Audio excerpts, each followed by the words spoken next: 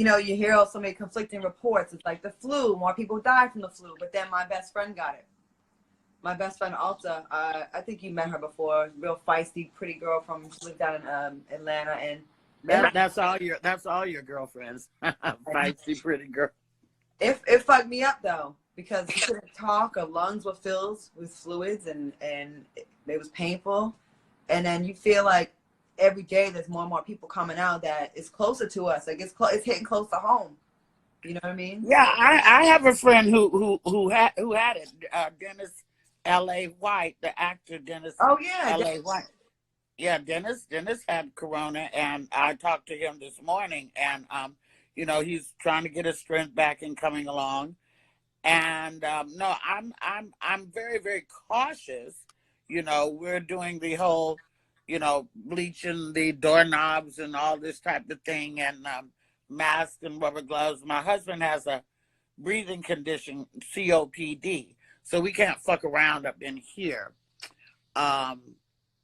You know, but I'm not scared because, you know, because I believe in God, and I don't think that this is the way he would take me out, you know. Well, because you and that what you just said just now about your husband having a prior medical condition, this is why we want to actually talk to you. You were real bold and you posted something about banning your daughter from the house, because you're saying, like, a lot of people are starting to get on board with this, about a lot of the younger people not really seeming to take this shit seriously, and not, you know, that could be a threat to you and your husband. I know there's been some mixed things with that, because I know we've talked privately, so I don't know how much you want to say, but how has that affected your relationship with your daughter? Is she upset with you? Are you okay? Are y'all okay? Well, to put the whole story out there, you know, I don't watch the news much. My husband watches the news and tells me, because like I said, I get too like that, you know. And but I watched the news the other day, and the fact of the matter is, people, if you get this virus, if you're lucky enough to recover, God bless you. And many people do, as one of the viewers just said. Yeah. But if you get this virus, you're going to die alone. I mean alone. Like, the day you go to the hospital will be the last time you see your family. They will not be allowed to come visit you. You will not get a dignified burial. Ain't no telling what they're doing with the bodies. They're probably going to start cremating very soon.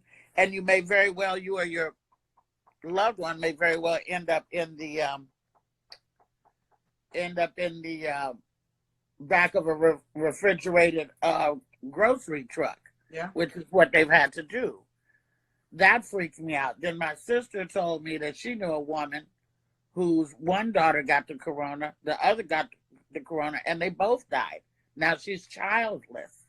My cousin Angie, who works in the medical field, got exposed in the hospital where somebody had corona, and she's got kids in her house and has spent the last 14 days in her room, you know, not even coming out. So that freaked me out. Now, my daughter, for anybody who knows me, is my world. She's my life. I have one child. She's 24. She's a dancer. I'm proud of her. She's amazing. She's beautiful. She looks like a mama and all that kind of good stuff. Yep. But she's, you know, got a boyfriend, and her boyfriend's got a homeboy, and the homeboy's got a girlfriend, and they had all been hanging out. And I don't know what they do when they're not with me. I know the boys have been going to the store to get groceries. Boys on a regular day don't wash their hands good. So, you know, and I seen a white man licking a shopping cart handle. Then I went to the left. Yep. You know, because what we don't talk about is there's people out there trying to give it to us. The Asian lady who spit on the elevator button. The guy who spit on the package. The white guy that I saw licking the shopping cart handle. It's like, and that could be murder. If you ask me, they should be charged with attempted murder. But you see the girl you see them licking the toilet seat? Yes. The Corona challenge? Like, the fuck? I don't want to say the racist comment that I want to say, so I won't. But guess what, Ray? Okay, you ain't seen no black folks doing no shit like that. That's all. Look at this. Licking no toilet seat. I mean, okay. Girl, black folks been putting bleach in their dishwater for 100 years, so. So when I saw that, I got really, really, really shook. And I said, no, that's it. And because they had been over here the day before, and, you know, I just said, I'm going to have to. She didn't make the decision I'm not going to go over to my mom's house no more and bring my friends. She didn't make that decision. So I had to use tough love and make that decision for her and shut her down.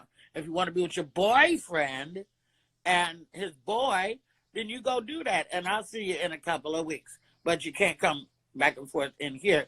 They came by yesterday before they hit the road and drove back up to the bay. And I gave them turkey wings, mashed potatoes, and gravy and greens out the back door. And then now, here's the other thing. My daughter's grandmother just got out the hospital. She's been ill for years, a couple of years now, had a stroke and can't communicate. And my daughter drove up to see her grandmother. Well, that's not a good idea. No. I know, but what you going to do? I know she wasn't, you know. So I can only control what happens in this house. So the residual effect is I text my daughter, and she was asleep. She didn't get the text. So after not getting a response, I went ahead and posted what I posted on Instagram. I did not post. I had no idea that the shit was going to go viral. I don't do things to go viral. Right. I don't even read all the comments on anything. I read about 30 down, and after that, I'm out. I'm not reading 2,755 comments. I'm not fucking doing it, you know. But if you're in the top 30, I'll probably read it. So I just posted and went on about my business. Then my daughter called me because I guess when she woke up, you know, people, it was all over, you know, tagging her and all it. And what had happened was she got drugged really, really badly on social media. How could you do this, tramp ass, with special mama, da-da-da-da-da? Yeah. And she didn't have a problem with the quarantine. She had a problem with the posting. And she's like, why do you always want to put stuff under, and you want to do this, what do you want, likes and stuff? I said, Hunty, mommy has 500,000 followers. I don't need no likes. I don't buy no view, nothing like that. I don't need no clicks, likes. I don't give a fuck about that shit. I did that because, unfortunately, my generation was the crack generation, and there's a lot of grandparents raising children. And these kids, I saw a whole mob of hard-headed little motherfuckers in the street yesterday in my hood, and they had to shut them down because of a party. Or these kids that are kicking it in South Beach, or these kids that are going to spring break. And I know they ain't never been through nothing like this. They ain't never been through nothing. Nip was like the biggest thing that they've been through. Yeah. However, I've lived through 7 assassinations. Medgar, Malcolm, Kennedy, King, Kennedy, Big, and Pac. So tragedy and stuff is not new to our generation, but there's a lot of grandparents raising these kids, and them kids not giving a shit. And they running in and out of grandma and them house and peeing and letting their friends come in and pee and shit like that, and passing blunts and sharing them amongst each other. And I just couldn't do it. I did it so that maybe Granny might say, you're going to have to get your ass somewhere and sit down, you know, just so that, and I see that, you know, Nene and I are not fans of each other, but we agree on one thing. I see that she has, you know, decided that maybe she might need to tell her son to sit down somewhere too. And I thought of you when I saw that. And actually, you know, her and I aren't close either, but I commented like, thumbs up, like, I agree. Like, yeah, and Mickey Howard as well. Mickey Howard as well, you know? And if I'm the catalyst to spark the conversation, or if I'm the catalyst to make somebody lock a door and save their life, then so be it. My daughter was just the residual, you know, the collateral damage. And I would never, ever, ever want to put my daughter in harm's way.